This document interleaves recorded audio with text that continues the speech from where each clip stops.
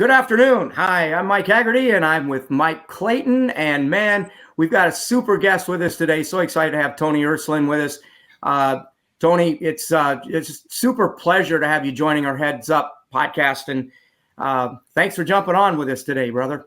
No, it's always great to catch up and talk wrestling. You know what I mean? It's an exciting time of year, right? A lot going on. We're on the verge of our season, so just, really excited to be here, just catching up with you guys. Excited to have you with us. Mike, good to have you with us again, too, man. Hey, it's good to be up above the ground kicking, so it's good to be here. No doubt about it. Tony, University of Purdue, and lots of stuff shaking right now. You guys are getting ready to start your season.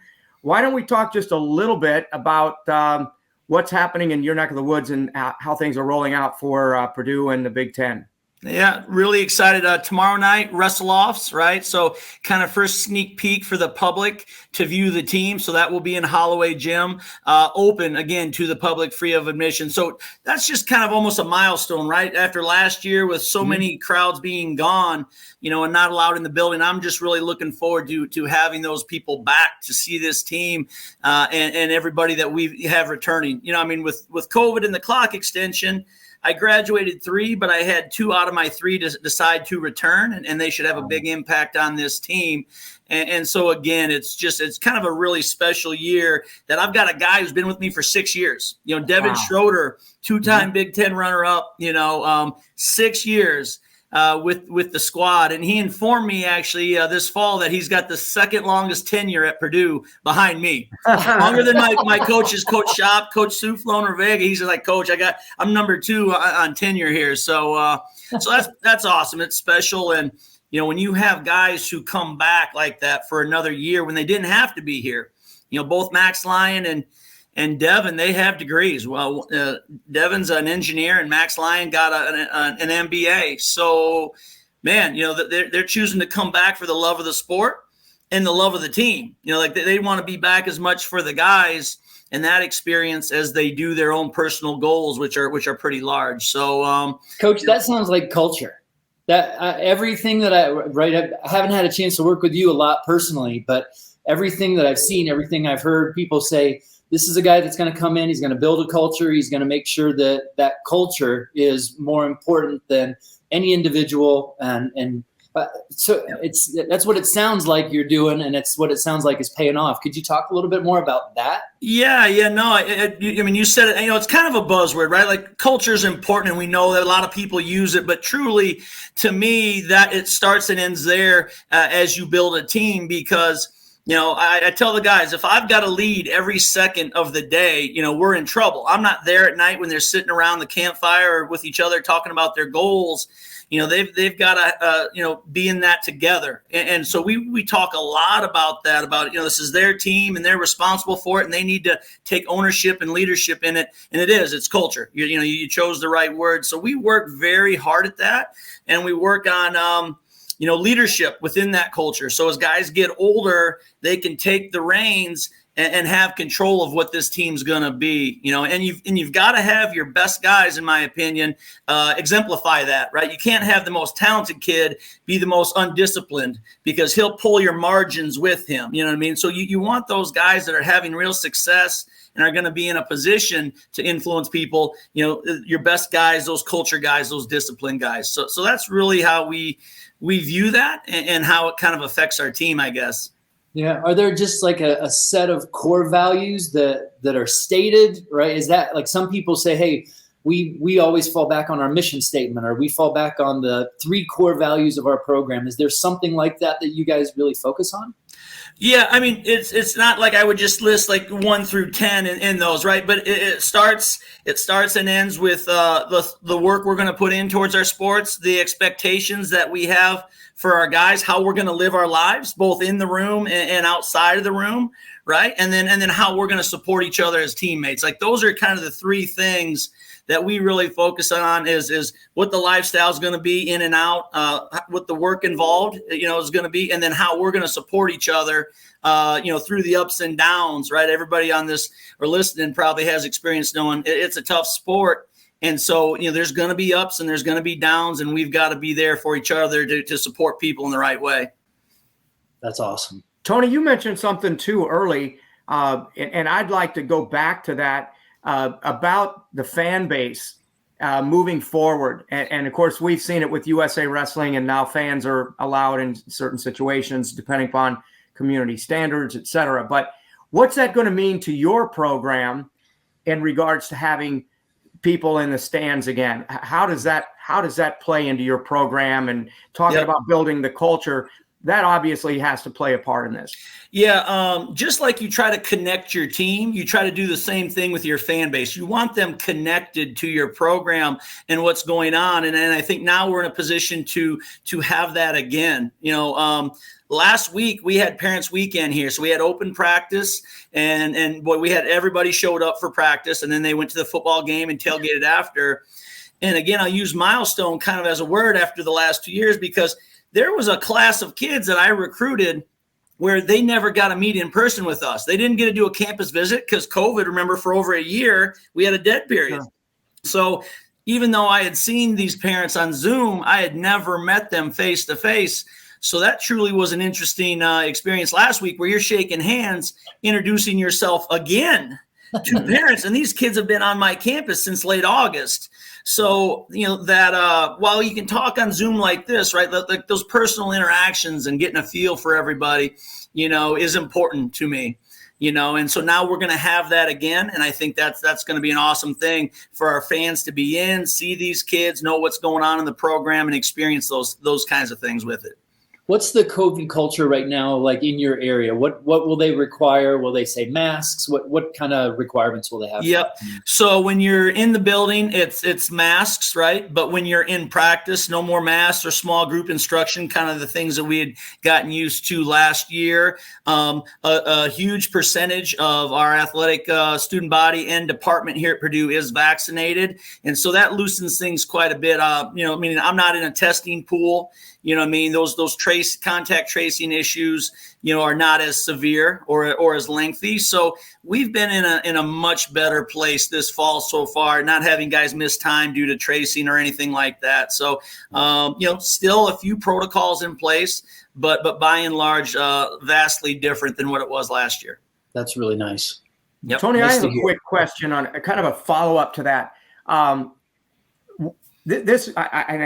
don't really, I'm not pushing it in any direction, but what the heck did we learn from the COVID experience that we can productively take forward in regards to coaching, administration of your program, et cetera? Yeah. A positive, I would say, from learning how to connect people through these Zoom calls or these podcasts or different things was something that I personally learned. Like, as I just told you, I love the face-to-face and the relationship aspect of the sport and your team. But we had to learn, how can we recruit and fill our team with the weights we need with, here's what Purdue is. You can't visit it. You can't touch it. You can't really see it. But here's what it is, and really give you a feel for that. So that, from a recruiting perspective, for me, that was valuable. We had to think outside the box of what our norm was and really learn to reach people on that level. So I think that was huge. The other thing, though, is it just reaffirmed in my mind, too, the piece I just spoke about, the relationship piece, because I'll tell you, my guys are so much happier this year.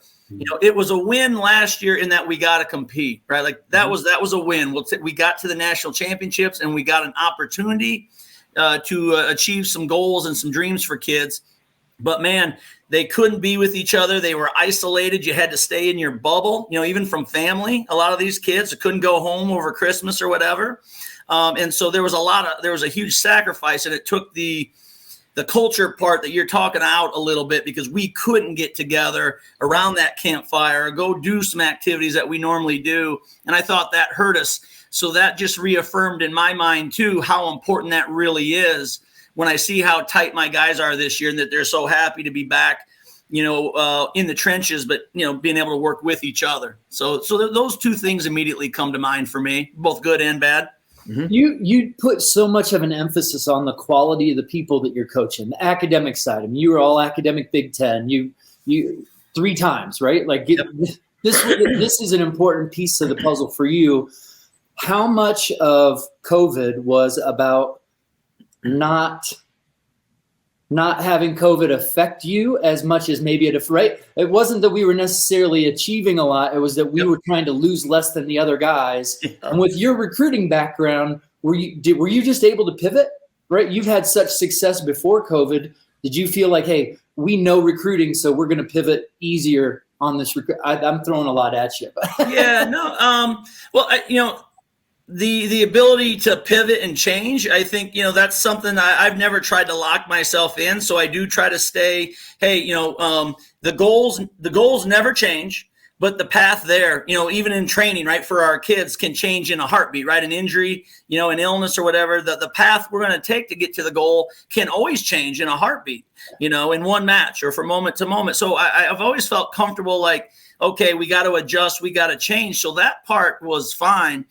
for me, but knowing how to make that pivot, it was tough. And that's where you got to lean on your people. You guys saw my director of ops in here right before we started, like having great people like him who can bring ideas to the table about, here's how we can reach kids and present Purdue in a way that will be attractive and we won't lose ground, was important, because certainly that wasn't just natural to my skill sets, I guess. So I did lean on people in the program that had good ideas about how we can do this and still move forward while we're trying not to lose ground, right? In your words, it really puts you on the defensive, right? Like normally you want to be attacking and growing and being aggressive with that. But here it was like, okay, how can we minimize damage? And then that's a different place to be in.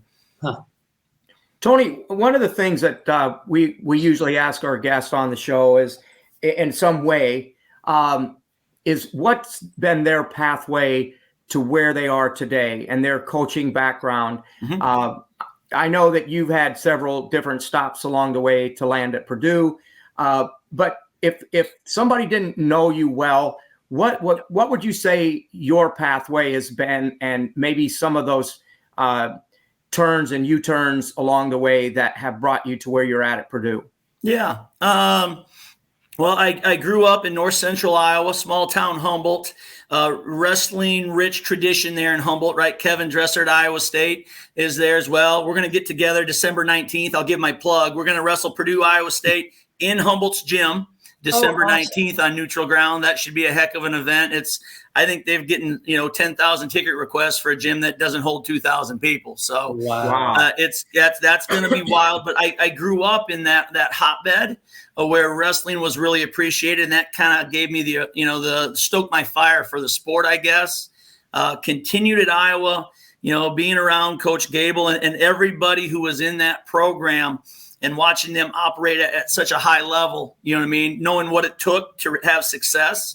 I wasn't that guy, though. My pathway wasn't, I was the best wrestler. I wasn't a national champ, right? That wasn't, so, I wasn't just going to move from there to a high level job, right? I had to prove I could coach.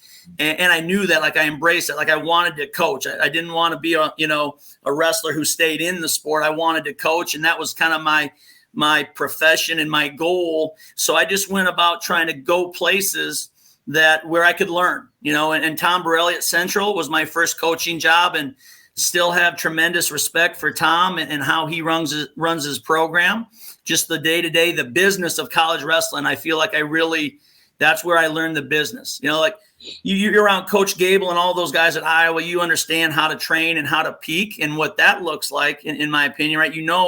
What needs to be done there. But then Tom, who, at that time didn't have the full allotment of scholarships, but boy, he got the most out of his kids, and he was organized and disciplined with what he did. And then we were 5th and 7th, in my first 2 years of coaching. Like that only further, this is awesome. This is fun. You can win even being somewhere like, at Central that didn't have everything. I was at Iowa that had everything.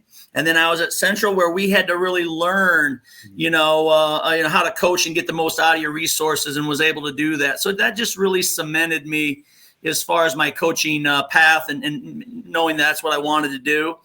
And then, as you said, I had coaching stops at Northwestern for several years. Fortunate to coach a lot of really good kids there. Nebraska for 8 years under Mark Manning and that crew. And now here at Purdue for 7. So just very fortunate to be around a lot of solid people in the sport that I learned a lot of and was able to take kind of that fire, that passion I had when I was young growing up in Humboldt and really kind of continue on to where we're at today, I guess. Where does passion like that come from? Right. I grew up in Brooklyn, Iowa, and wrestling, we didn't even have a youth club. So we had to drive to, Gilman, Iowa to find a club. Where did that start for you? That's interesting. Because I don't know if maybe I always had it. Like I said, the appreciation for the sport started in Humboldt, Iowa. Frank Gotch Wrestling Club, right? World champ Frank Gotch. If you ever read Mike Chapman, right? He loves Frank Gotch. You can learn a lot about him with Chapman's books. But I've been to the park. There you saw the statue, right? Names. There's bricks there, with names. Yeah. So that's where the appreciation for the sport started. But man, I grew up playing all sports and just really felt like, that competitive drive was always super big in my life. When you graduate, with just, 100 kids, let's say in your class, right? I played football, I wrestled, I ran track, and I played baseball all summer. Now wrestling was still always there, but man, if you didn't play, you didn't field your teams. Yeah. So I grew up just love competing in everything. And maybe that's where the passion, I guess, just to compete was fun. Do you look for the multi-sport athlete or is it just, hey, I'm looking for the right fit for Purdue regardless? Well, I think I look for the right fit for Purdue regardless, but I still appreciate the multi-sport athlete. It's hard to do, right? Specialization now is a thing. Like you got to remember, I was 1988 I was in high school, 88 to 92. So very different in terms of, specialization. So I love the kids that are about the sport and they're committed to it because those are the guys we're looking for. But hey, if you're a guy who can excel in multiple sports, I think that's a big plus. Again, you've learned to adjust and compete in lots of different environments, and that can only help you down the road. And that Big Ten competition, I mean, you and Mike can talk about that a lot better than I can. Wow. Come on. Yeah. No, it's wild, but that's what I love about it. I love being in the Big Ten because you know where the bar is. I always know what it's going to take to win because we're seeing it, every duel. And that's what you want. I don't want to fool myself or my kids. I want my kids to understand this is where we've got to go and what we've got to do to win at the highest level. And we're able to show that to them regularly. You know what I mean? I'd rather wrestle, Iowa, Penn State all the time and be familiar with that. So you, like you said, you start learning and adjusting and growing. If you only see them here or there, it's tough to get a handle on what you need to do all the time. That's awesome. Tony, let me ask you this, and being a little bit more specific, how do you build your practices accordingly then? With everything and the intensity and the level that it's at, you have to compete on a day-to-day basis. Every weekend is going to be a challenge. You don't get any weekends off, especially when we get into January. How do you build your practices so that you can compete? But then at the end of the season, you've got to have your vision set on winning, the conference championships and getting your guys to the national tournament to become All-Americans. So you also have to be protective of your athletes in that regard. How do you design a plan that takes on both of those challenges? Yeah, I think some of it, first part, and maybe it's not the easiest part, but scheduling plays a part of it. I like tailing off at the end. I like to challenge my kids early in the season, prior to the duels, because we know that's going to get tough, right? So we'll mix in, like Cliff Keen Invite in Vegas, where you'll see a lot of good quality people in Midlands. We have those events that see some quality people there. And then from a Big Ten scheduling perspective, this year especially, we went to divisions, as you know, Mike. So it got spread out a little more, which I like. So we're not, Friday, Sunday a lot this year on the back end. So you're able to taper. When you're just tweaking things, right? By then the shape's, under control, the weight's under control, like everything's in order. And it's just about tweaking as you move into Big Tens and nationals. So I favor a little bit lighter on the back end. And we're able to spread that out this year where we're not doubled up very often. It's a dual, get ready for the next week, a duel. So that part I do like for me. I like to be able to kind of taper at the end and not compete like a ton of events back to back, I guess. But from a training perspective, which is the most important part, we really try to pick spots where it's kind of more about plan fatigue. You got to get your kids, hardened for battle. And so we've got to have those moments, man, where they are pushed to their limits and can move barriers back. So we'll do some of that too in September, where I'll divide guys down into small groups, and they spend 1 week with each coach on my staff. And so you're talking groups of no more than 10, sometimes around 8. And you kind of get into almost like a military thinking of shared suffering. So these guys are in those small groups, and they work out with their coaches at their specified times, and no group is the same.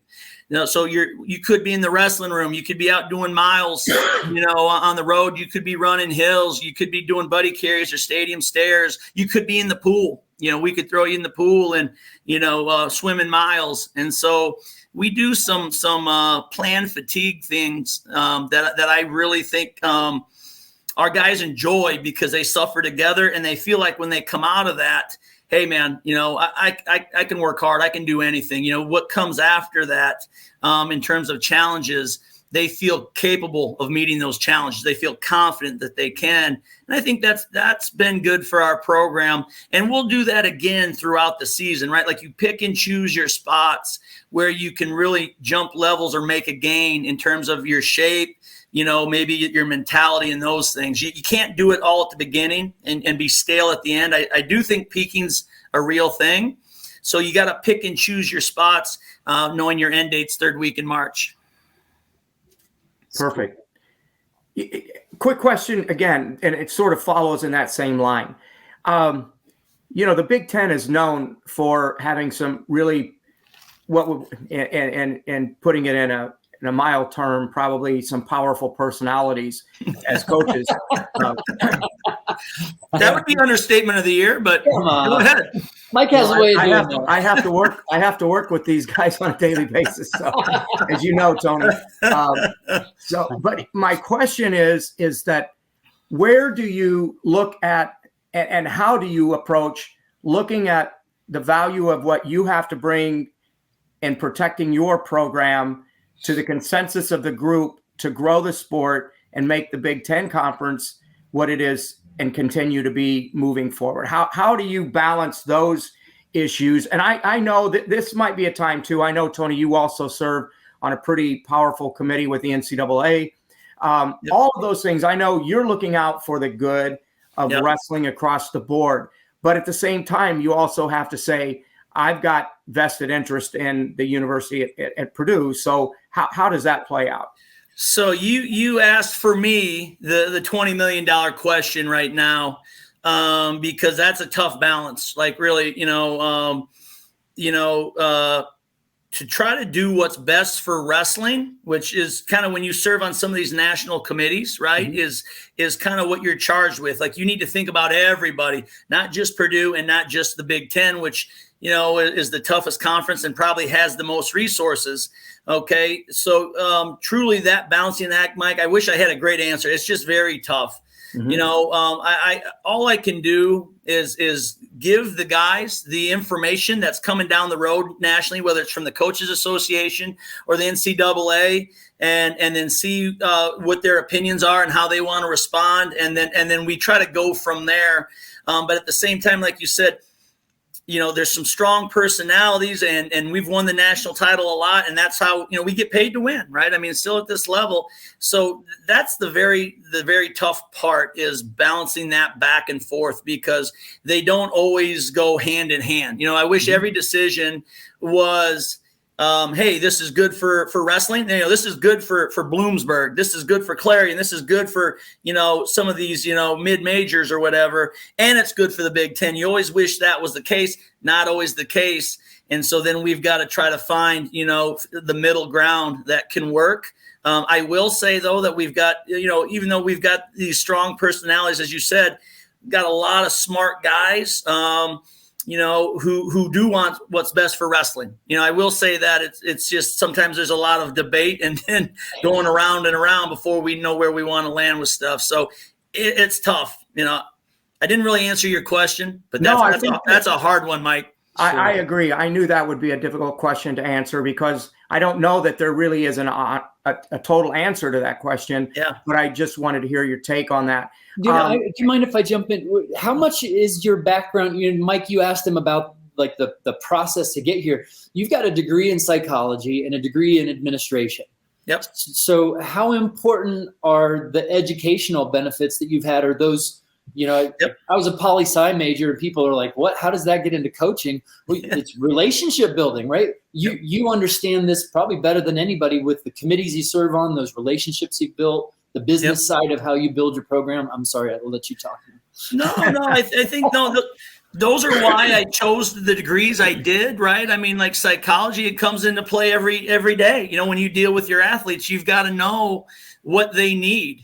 Sometimes as a young coach, I often say, I just wanted to impart all this knowledge I felt like I had learned, right? I'd been under Coach Gable and these guys, and I knew a lot that I'd learned from them. And you want to talk. And, man, sometimes you just got to sit and listen. Mm-hmm. The athlete's going to take you where he's going and what needs to happen. And sometimes just sitting and listening to a guy is the best thing to do, and knowing how that needs to play out, if you want to call it psychology, right? Or with relationships, that's part of it.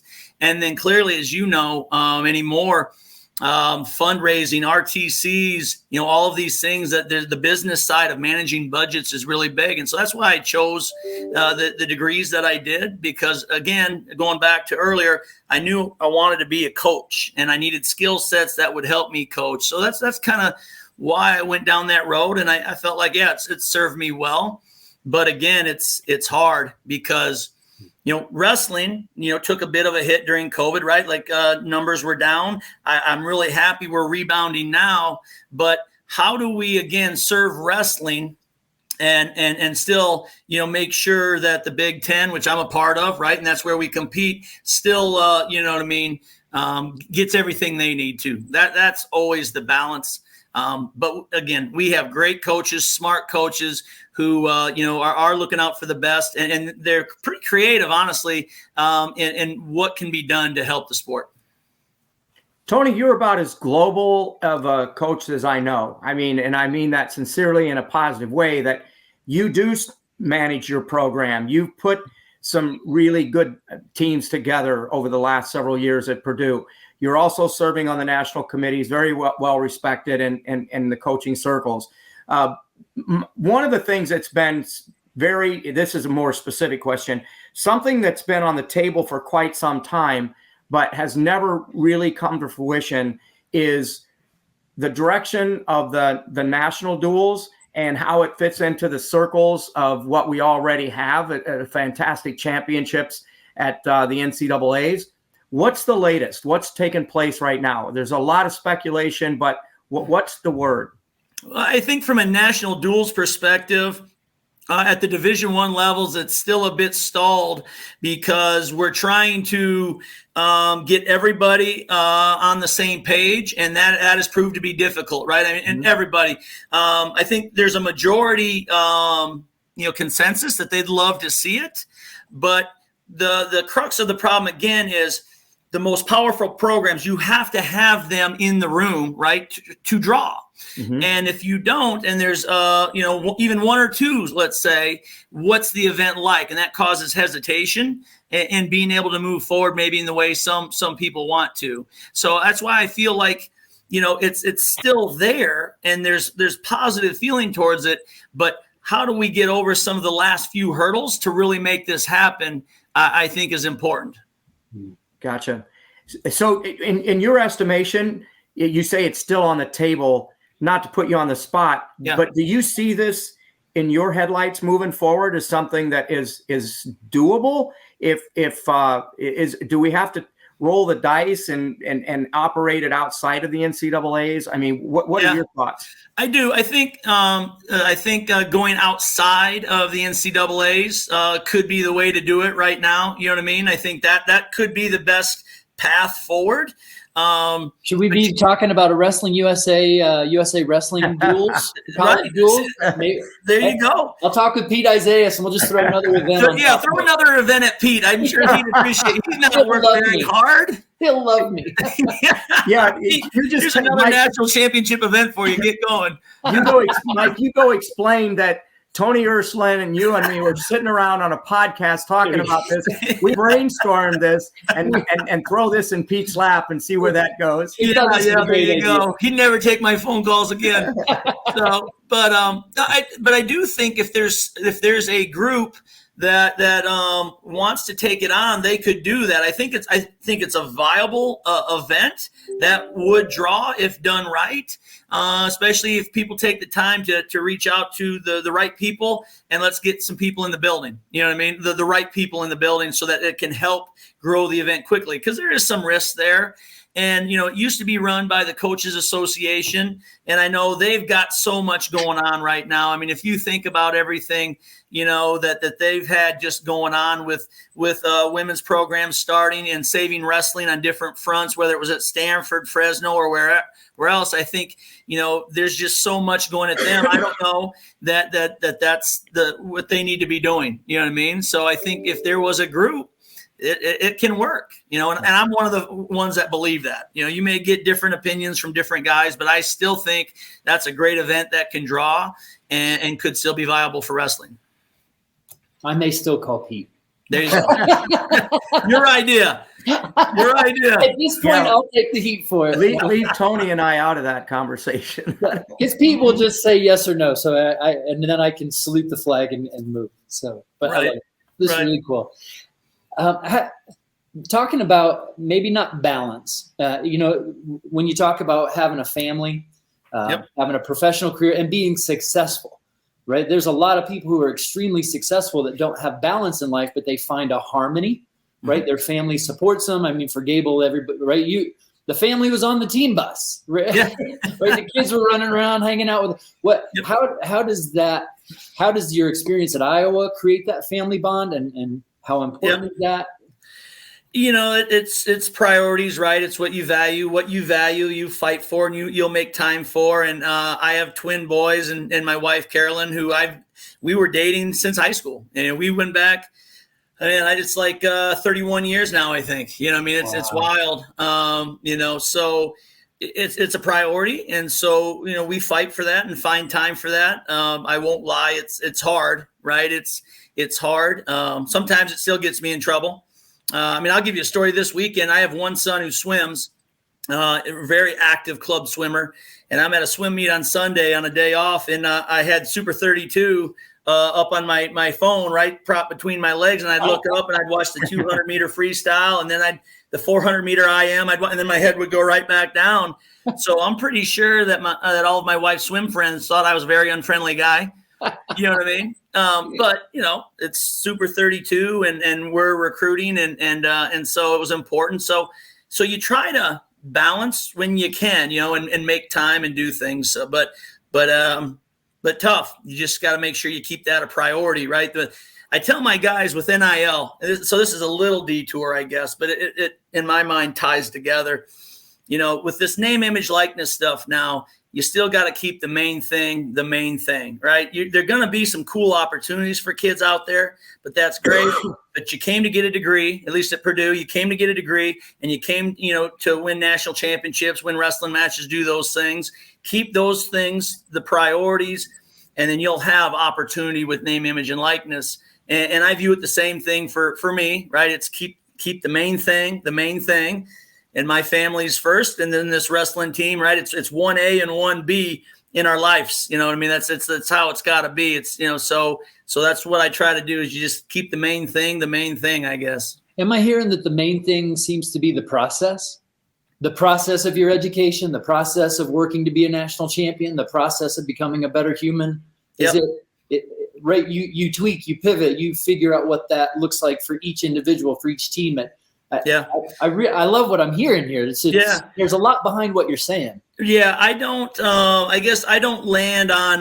Let's think about winning at all times. Some people do. Some people that drives, right. There's a few guys out there, man. They think about winning or losing night and day. and maybe this is a psychological part, but I've found that, hey, if we can just focus on the process and competing and all those things that come with that, right? No giving up no easy points, wrestling through positions. If we can just focus on that, you're talented, you're here for a reason, and we've trained hard, you're going to get your hand raised, like trust in that. So that's where the process comes in for us, is I'm not focused on the win or the loss, because, man, you get kids, they get a little tight, they start thinking too much, and now they're not reacting and wrestling like they should and trusting what they're doing, because they got other things on their mind. So we really do think about, hey, it's just stay in the moment and wrestle now, and that process is part of it, where, I put it on my manual, right? At the start of every year, it's confidence built through preparation. That's one of our mottos, right? We're confident because we prepare. You got every right to be very confident when you walk on the mat and expect to win, but you're confident because you prepared, and focus on more on that than just winning, which I don't think always serves everyone, to their best extent. Tony, if somebody just dialed in and they picked up that gem, I think that would be of value, that they got something out of our discussion today, because I think that really is important, and to trust your training, sort of like that same philosophy, but that's really powerful. Let me ask you this question, Tony. This is sort of a two-part question.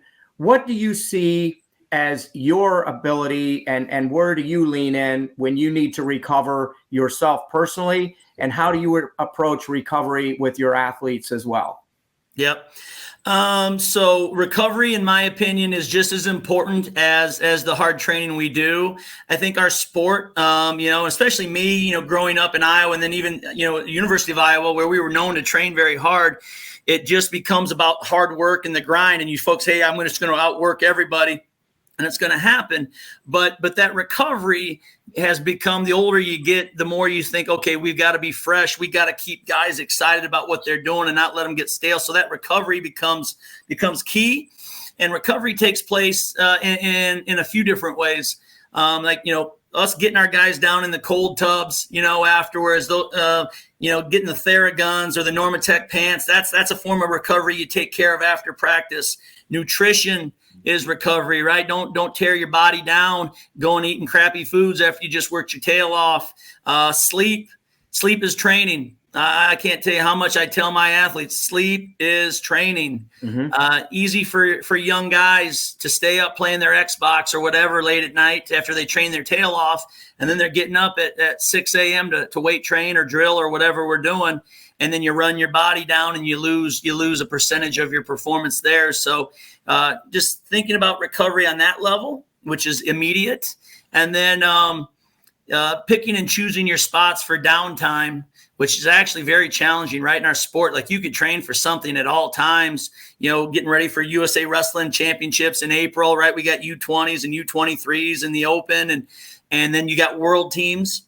So really trying to be intentional about when you pick your spots for downtime with your athletes, when you just kick them loose and say, hey man, go see mom and dad or whoever, and just get off the mat for a bit. So when you come back, you're a little more fresh. And I would say, for my part, at least, that's the hardest part, because, man, there's always something we could be getting ready for. Mm-hmm. Do the athletes resist that rest piece? So much of our culture is attack, go, go, go. And that's not a healthy mindset 24/7. Yeah. Or unless you're attacking sleep and you're attacking nutrition. Right.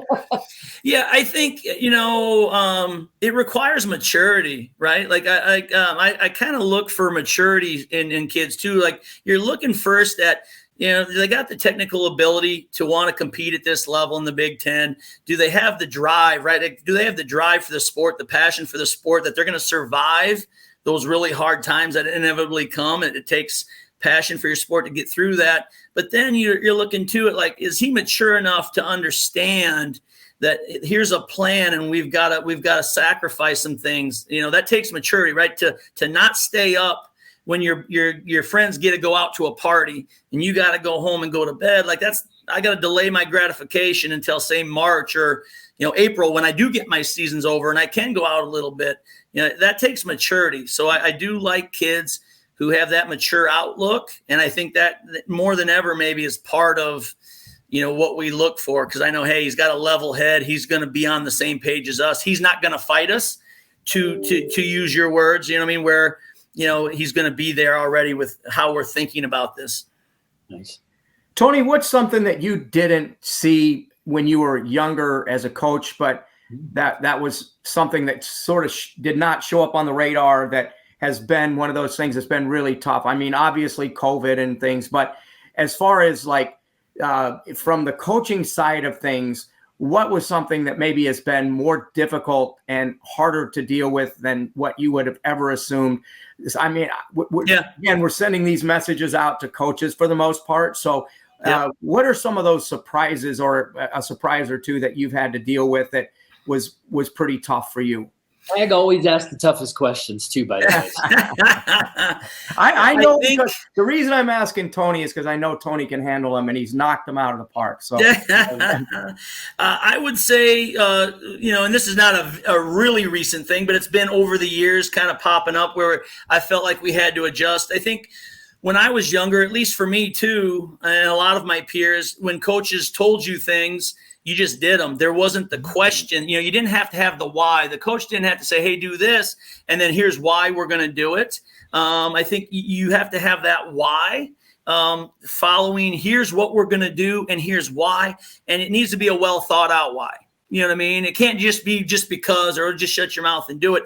You got to show them the path, right? The rationale that can make sense. And that still is hard because it's not always going to make sense to it. That's also a great parenting skill now too. Yeah. I got to do this with 11-year-olds now. I've been doing it for 17 to 23-year-olds, and now I'm trying to do this on 11-year-olds, right? Like Jedi mind tricks, but it doesn't always work. But no, that why is a big deal, because then it helps get them on board. If you can connect these dots, and here's what we're going to do, and here's why, and you get buy-in, I think that can be helpful, because you don't always get buy-in if you say, hey, just do it. Because if they don't see results immediately, right, kids may stray on you. Right? We're in such a I call it like a microwave world, right? Like everything's ready in a minute. And if a kid doesn't see a result in something you're asking them to do immediately, you may not get buy-in. And then it's hard to keep them on the path that you want them on. All right. I mean, they got everything at the tip of their hands. They open up my phone, watch a video, or do this or do that. And, so I think it's important that you connect the dots for these kids more and more, so that you get the buy-in and they stay with you through the tough times. Even with a technique they're working on isn't working, they don't abandon it. They know why we're doing this and where we're going with it. How much is the new technology, right? My phone's here all the time. I did a clinic with Buxton, and I swear to God, his phone was here, other than during the clinic, because he was watching video, and he's like, here's how you record them. I mean, he's got the whole thing down, and it's always about studying and learning. How much does the technique and the not the technique, but the technical side of what we've got in front of us now, how much does that benefit us, and how much do you see it hurting us? Yeah, I think there's a big benefit for us as coaches. Sometimes you want your athletes off there. If you mention how does it hurt, sometimes your athletes are too busy on there watching other people when maybe it's about you, it's not about him. I worry that sometimes I've got guys who are on there too much, and I want to keep them off. I think for a coach, you can use technology in a tremendous way, right? Access to seeing more kids more often.